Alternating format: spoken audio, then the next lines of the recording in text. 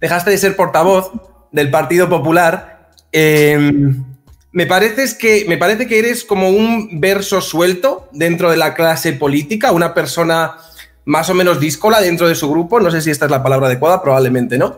Pero lo primero que me gustaría preguntarte es si ir por libre, entre comillas, te ha causado problemas o es el precio que tú estás dispuesta a pagar para formar parte de un grupo político. Bueno, primero muchísimas gracias y bueno, el hecho de que me hayas invitado puede ser que o pienses que ya tengo un pie fuera de la política o que, sí, no sé, casi sospechoso, pero te lo voy a desmentir.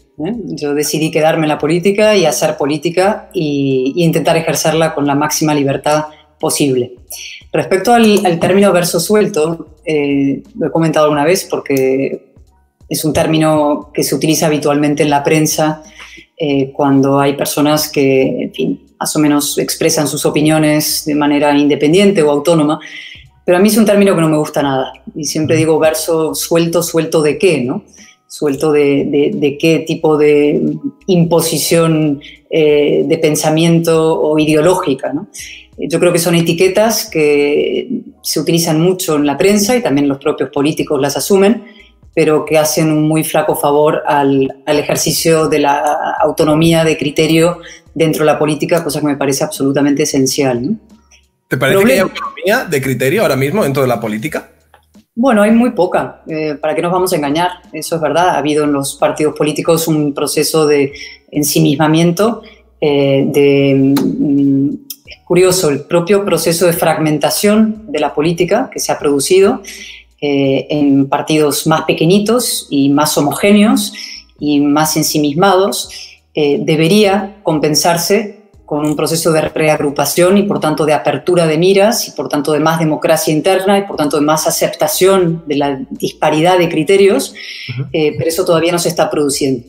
Yo creo que eso se va a producir, o sea, no soy pesimista, no creo que vayamos a ir a un proceso de en fin, extra fragmentación, es decir, la tentación está de que cada uno quiera tener su propio partido político, porque eso es parte de la mentalidad contemporánea de que el yo está por encima de todo y por tanto mi yo y mis sentimientos, y yo quiero mi partido que sea el perfecto reflejo de todo lo que yo pienso, ¿no? Y esa es la tentación de la fragmentación sentimental e ideológica.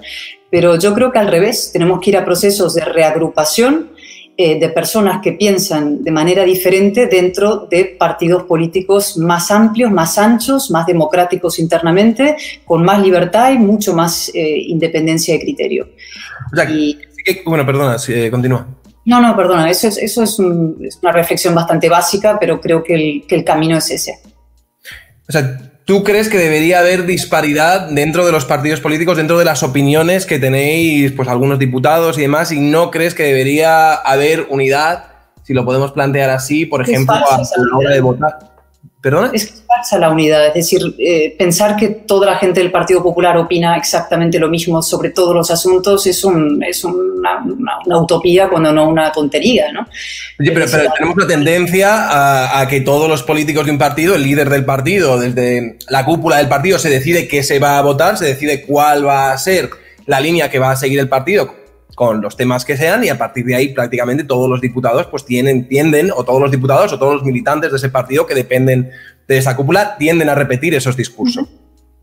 Claro, lo que se está produciendo un proceso de atrincheramiento ideológico y eso conduce a la mediocridad, porque si las personas están ahí simplemente porque lo decide la cúpula que estén y su futuro político depende de las decisiones de la cúpula del partido, pues acabarán siempre acatando y obedeciendo de manera sumisa el criterio de la cúpula, ¿no? Y eso es verdad que se ha producido, es decir, las sedes centrales de los partidos políticos fabrican argumentarios que reparten temprano por la mañana a todos sus cargos públicos, que los regurgitan a lo largo del día sin más adición propia, ¿no? Y se espera que todo el mundo diga exactamente lo mismo y repita la consigna establecida en la sede central. Eso deja en un pésimo lugar a los cargos públicos y políticos, que son personas inteligentes, autónomas, con criterio y sensibilidad, o deberían serlo, y la inmensa mayoría lo son, están por vocación en esto, y dejan un pésimo lugar, evidentemente, a los ciudadanos, a los que se trata como menores de edad y a los que se reparte la papilla argumental por las mañanas, pensando que van a tragar con lo que sea, ¿no? Y frente a ese proceso que yo creo que hace es desacreditar a la política y a los políticos. Cuando tú ves a un político hablando con lengua de madera, cuando tú ves a un político hablando con un manual, claramente repitiendo consignas, te das cuenta. Es decir, tú estás en tu casa viendo el telediario y tú sabes que esa persona está repitiendo una consigna que se crea a medias o que ha interiorizado a medias, ¿no? O que no te está diciendo toda la verdad, ¿no? Que está imponiéndose el criterio de la sede central por encima del pensamiento crítico, abierto, reflexivo, contradictorio a veces, las vacilaciones propias de cualquier ser humano, las dudas que podemos tener sobre distintos asuntos, las opiniones personales y propias, el tono distinto, ¿no? Eso es parte de lo real, y estamos imponiendo lo artificial sobre lo real.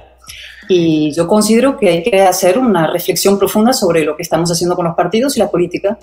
E insisto, por principio y por eficacia. Por principio, porque creo, a mí me interesa mucho más como ciudadana cuando oigo a un político reflexionar de verdad y de manera auténtica y personal y propia, y escucho a una voz que es identificable como propia y que no es simplemente un portavoz en el sentido de portavoz de una consigna. Y segundo, porque creo que va a ser lo eficaz. Es decir, en España tenemos un gravísimo problema de populismo, nacionalismo, etcétera, es decir, de disolución de nuestro sistema democrático por parte de unas fuerzas. Eso ya entramos en el terreno más político, y frente a eso tenemos que reagrupar el espacio de la razón.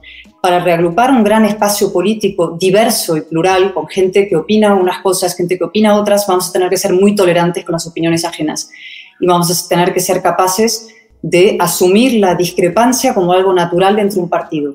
Eso no significa ir al caos interno y al método asambleario y aquí el guirigay general y la jaula de grillos, ¿no?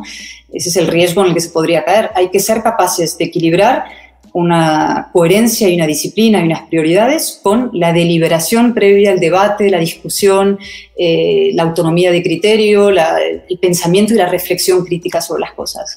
Y yo creo que es compatible hacer las dos cosas. Vale. Mi pregunta con respecto a esto, ¿tú crees que dentro del grupo en el que ahora estás, dentro del grupo del Partido Popular, esta forma que tienes tú de entender la política, se te valora por ello, o tú dirías que es al revés? Que se prefiere, o que hay una tendencia dentro de los partidos políticos a buscar personas que repitan lo que has dicho tú, que se genere en un ideario desde una cúpula. Ya te he contestado eso, es decir, yo creo que los partidos en general han ido a lo contrario. Es decir, yo he visto, vamos a ver un ejemplo que no sea de mi partido o que no sea exactamente contemporáneo, ¿no? Para no ofender directamente. Okay. Por ejemplo, ¿te acuerdas de Antonio Hernando? Antonio Hernando era portavoz socialista. Antonio Hernando fue capaz de subirse a la tribuna y defender el no es no contra Rajoy, a defender lo contrario. Es decir, las dos cosas, a que había que apoyar una abstención para que Rajoy gobernara, a decir no es no Rajoy, la misma persona. Eso no puede ser. Es decir, eso es convertir a los políticos literalmente en como marionetas que se suben y repiten lo que sea. Es decir, no tenemos conciencia. Los diputados no son borregos, no son miembros de una secta, no son instrumentos a los que se le aprieta un botón, repita usted esto, repita lo otro. Son personas con conciencia, con inteligencia, con capacidad propia y voz propia también, ¿no? Y eso se tiene que ver. Yo creo que es interesante que se vea en la política la voz personal de cada uno de los que nos representan. Hablo de los diputados porque es lo que tengo más cercano, pero además porque son los ciudadanos que nos representan en el Congreso, son los representantes de la soberanía nacional, ¿no? De todos nosotros.